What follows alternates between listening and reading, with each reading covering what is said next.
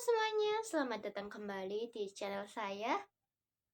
Pertama-tama nih, perkenalkan nama saya Nurhayati Khairi, bisa dipanggil Khair, mahasiswa dari program studi Komunikasi dan Penyiaran Islam, Fakultas Usuluddin dan Dakwah, Universitas Islam Negeri Raden Mas Said, Surakarta. Pernah nggak sih kalian mikir, kenapa kalau menjelang musim pemilu tiba-tiba timeline media sosial kita penuh sama foto politisi yang lagi makan di warteg atau mendadak bikin konten joget-joget terbaru nih? Nah, itu semua bukan kebetulan teman-teman. Itu adalah bagian dari strategi komunikasi yang dirancang sedemikian rupa untuk menyentuh serta mempengaruhi persepsi kita sebagai publik. Untuk memenuhi tugas UAS kali ini, kita akan membuat tuntas materi komunikasi politik langsung dari akar keilmuannya, mulai dari hakikat dasar, peran media, opini publik, parpol dan pemilu, kebebasan pers, hingga pergeseran strategi di era cyber digital. Tanpa berlama-lama, yuk kita bahas berikut ini. Pertama nih, kita harus memahami dulu apa itu komunikasi politik. Bidang studi ini sangat unik karena menggabungkan dua disiplin ilmu besar yang saling mengisi, yaitu ilmu politik yang berfokus pada aktivitas praktis seperti kekuasaan, pemilu, kampanye, dan kebijakan publik, serta ilmu komunikasi yang menekankan pada komunikasi massa, propaganda, dan bagaimana penggunaan media untuk mempengaruhi masa pemilih. Untuk menjelaskan bagaimana alur ini bekerja, seorang tokoh ilmu politik bernama Gabriel Almond memberikan analogi yang luar biasa. Beliau mengibaratkan komunikasi politik itu layaknya sistem sirkulasi darah dalam tubuh manusia. Bayangkan nih, masyarakat atau rakyat kita sebagai organ-organ tubuh yang menghasilkan aspirasi, tuntutan, dukungan, atau bahkan protes. Pesan-pesan dari masyarakat inilah yang Pesan-pesan dari masyarakat inilah yang menjadi darah. Darah ini kemudian dialirkan oleh saluran-saluran komunikasi politik menuju ke jantung sistem pemerintahan, yaitu pusat pengambilan. Di dalam jantung inilah seluruh aspirasi diolah dan dikonversi menjadi keputusan politik berupa kebijakan publik atau undang-undang. Apabila sirkulasi darah ini lancar, tanpa adanya sumbatan, maka pemerintahan akan berjalan dengan sangat responsif terhadap maunya rakyat. Namun sebaliknya, jika sirkulasi ini mampet atau tersumbat, maka sistem demokrasi kita bisa jatuh sakit. Nah, proses sirkulasi komunikasi ini dibangun oleh 7 unsur utama yang saling berkaitan. Apa sih unsur-unsur tersebut? Yang pertama, sumber, yaitu komunikator politik seperti politisi, aktivis, kelompok penekan, atau lembaga formal. Yang kedua, pesan atau isi pernyataan politik baik verbal maupun nonverbal. Yang ketiga, media adalah alat distribusi pesan baik media massa, konvensional maupun media sosial digital. Yang keempat, penerima, yaitu khalayak, sasaran, konstituen atau masyarakat luas. Yang kelima, efek, berbahan kognitif, afektif, hingga perilaku pemilih setelah menerima pesan. Yang keenam, umpan balik, respon atau reaksi balik dari publik terhadap kebijakan atau pernyataan politik. Yang terakhir nih, yang ketujuh, lingkungan, situasi, sosial, budaya, ekonomi, dan hukum yang melingkupi proses komunikasi tersebut.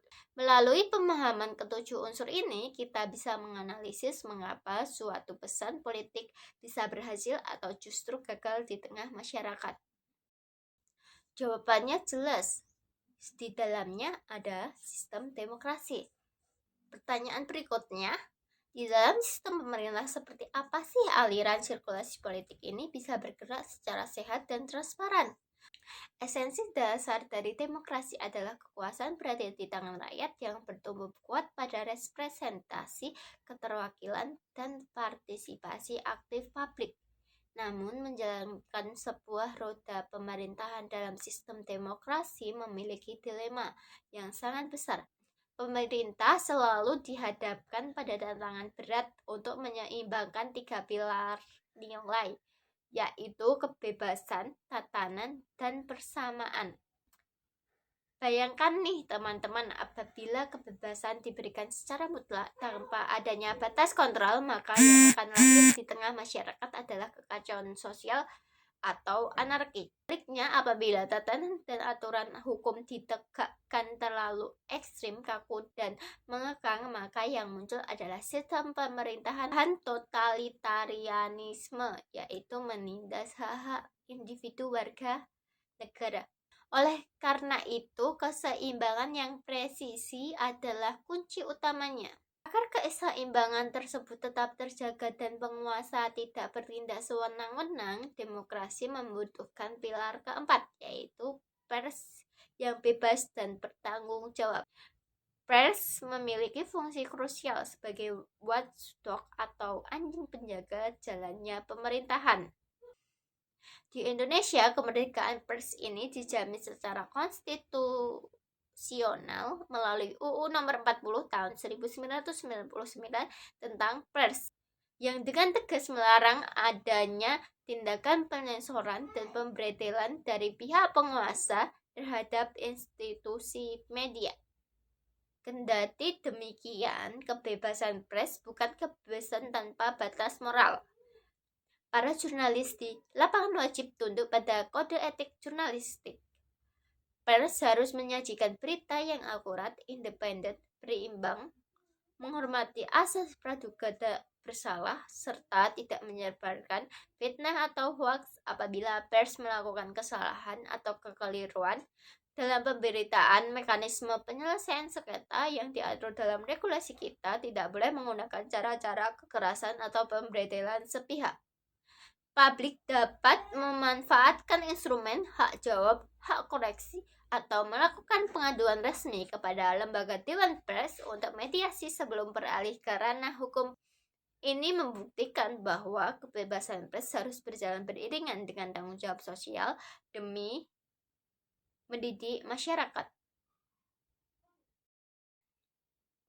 Bicara tentang pers dan media massa, kita tahu bahwa media adalah aktor utama sekaligus sumber primer informasi politik yang memiliki kekuatan dahsyat untuk membentuk karir atau citra seorang politisi.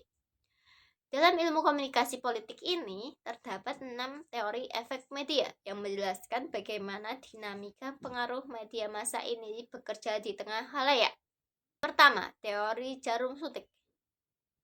Teori klasik ini berasumsi bahwa media memiliki kekuatan mutlak dan tak terbatas untuk menyuntikkan pesan langsung ke dalam pikiran khalayak. Sementara masyarakat dianggap pasif dan langsung menerima begitu saja informasi tersebut.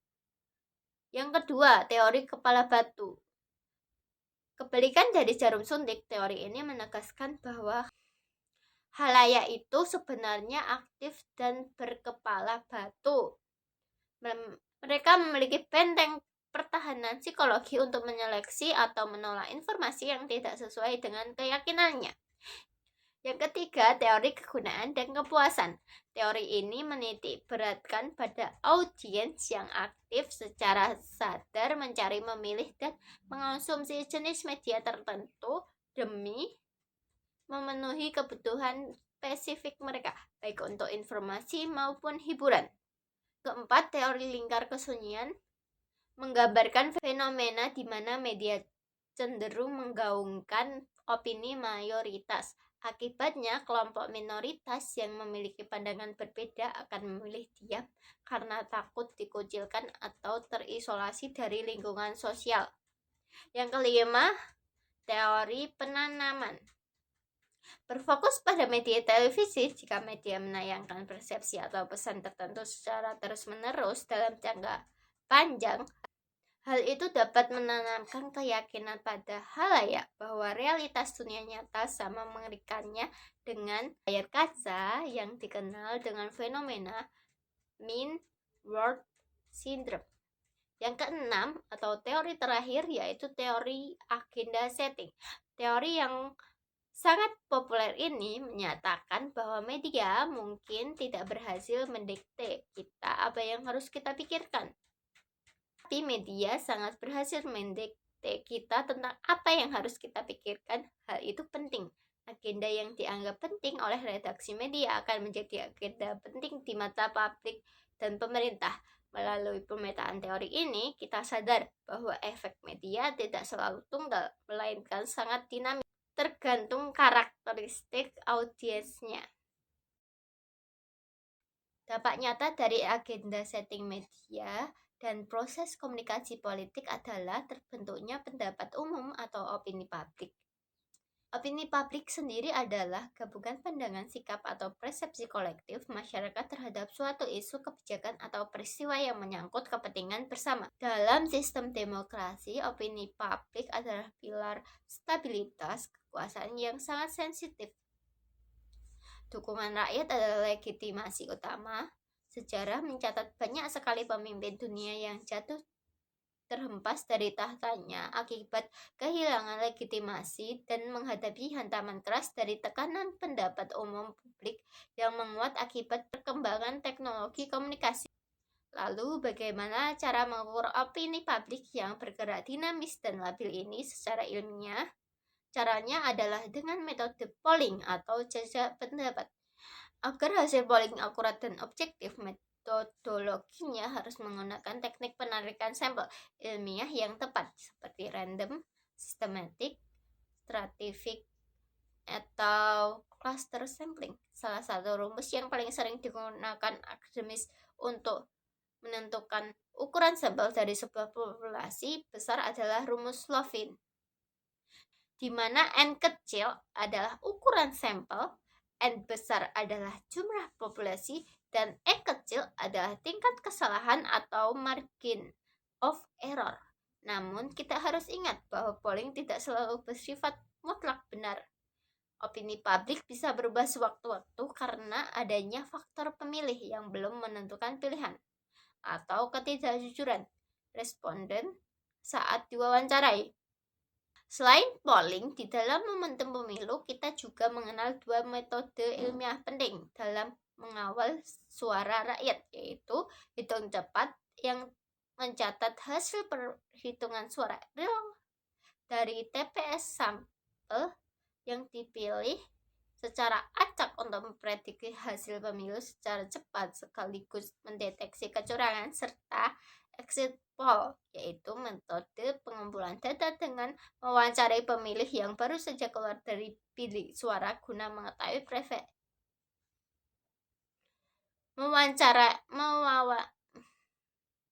mewawancarai pemilih yang baru saja keluar dari bilik suara guna mengetahui preferensi serta alasan psikologi di balik pilihan politik mereka.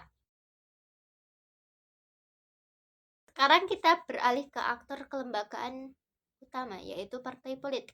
Partai politik menempati posisi sentral sebagai jembatan komunikasi dua arah antara rakyat dan pemerintah. Partai politik menampung input berupa aspirasi rakyat, selalu mengolahnya menjadi kebijakan publik. Sebagai output, dalam perspektif komunikasi, partai politik memiliki 4 fungsi utama, yaitu sebagai sarana sosialisasi politik untuk menanamkan nilai kesadaran bernegara, sarana rekrutmen politik untuk menyeleksi kader terbaik menduduki jabatan publik, sarana artikulasi dan agregasi kepentingan untuk menyatukan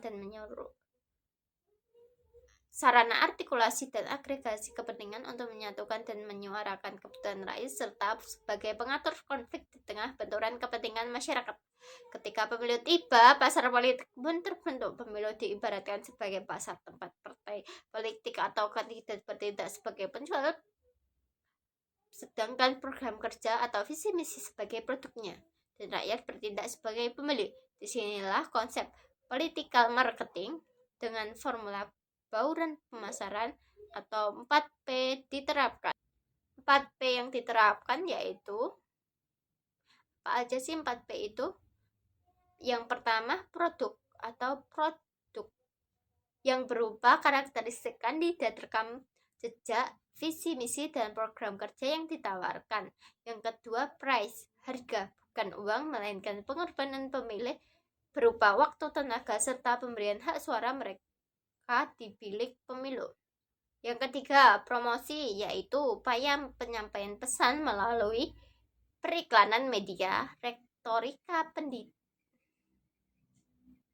yaitu upaya penyampaian pesan melalui periklanan media, retorika pidato, debat publik, hingga pembagian alat peraga kampanye. Yang keempat, place atau tempat, yaitu saluran interaksi fisik maupun digital, tempat pertemuan kandidat dengan para konstituen.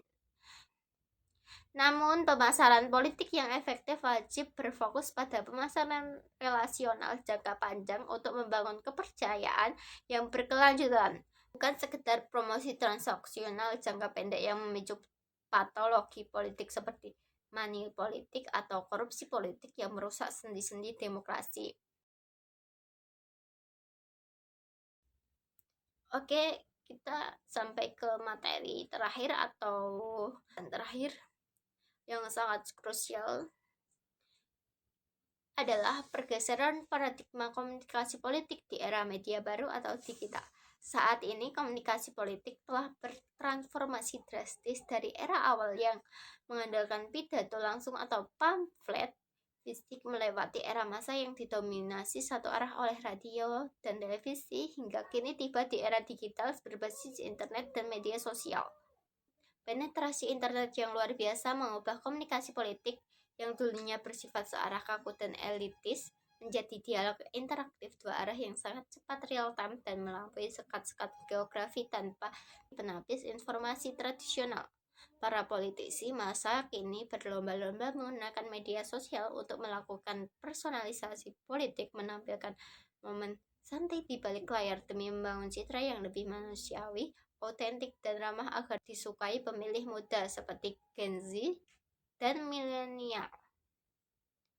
Sebagai bukti historis, media baru terbukti menjadi kekuatan yang revolusioner. Kita ingat bagaimana Barack Obama pada pemilu Amerika Serikat tahun 2008 dan 2012 menjadi pionir pemanfaatan Facebook dan YouTube untuk menggalang donasi mikro dan memobilisasi pemilih muda secara masif.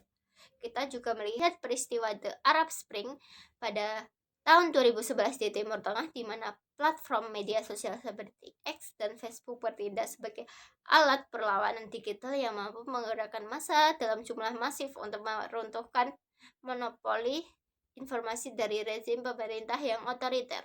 Namun teman-teman, ruang digital baru ini juga menyimpan ancaman patologi cyber yang mengerikan bagi integritas demokrasi. Kecepatan distribusi informasi tanpa filter memicu maraknya penyebaran disinformasi, hoax, penyalahgunaan keamanan data, serta algoritma media sosial yang bias. Algoritma ini memicu terciptanya fenomena ruang gemak, di mana masyarakat hanya mengonsumsi informasi yang searah dengan opininya sendiri dan menutup diri dari pandangan berbeda. Akibatnya terjadilah polarisasi politik yang sangat tajam, saling serang, dan perpecahan sosial di dunia cyber yang berdampak pada kehidupan nyata. Sebagai penutup, mari kita berkomitmen untuk menjadi pengguna media sosial konstituen dan elemen masyarakat yang bijak, kritis, responsif, namun tetap menjunjung tinggi peradaban yang santun serta beretika. Sampai jumpa di video berikutnya. Kurang lebih mohon maaf. Salam demokrasi.